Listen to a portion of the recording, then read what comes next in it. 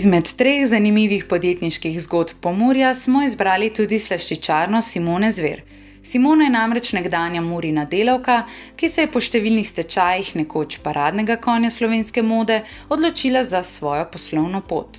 Se pravi, zaposlena sem bila v Muri skoraj 20 let in ko je v Muri začelo škripati, smo se z mamo odločile, da se podamo v tale biznis in na današnji dan zaposlujemo 7 ljudi. Simona Zver, ki po izobrazbi tekstilna tehnica, se je tako po 20 letih dela v Muri skupaj z mamo odločila, da bo v Mlajtincih pri Moravskih Toplicah odprla svojo slaščičarno. Kot rečeno, danes zaposluje 7 ljudi, od tega sta 2 zaposleni tudi nekdanji sodelavki iz propadle Mure.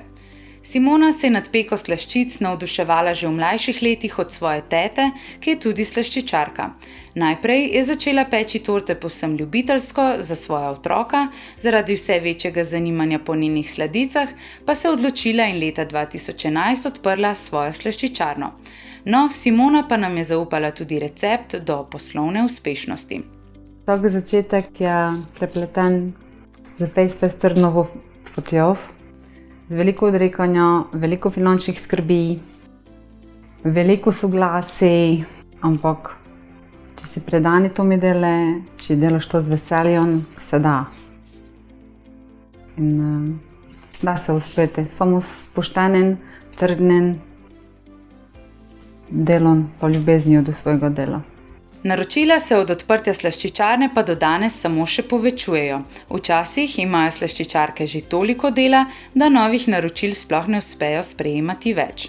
V najboljšem tednu pa v kuhinji spečejo tudi po 150 kg peciva in maksimalno 100 tort. Precej pa so znani tudi po sladkih bifejih za rojstnodnevne zabave in poroke.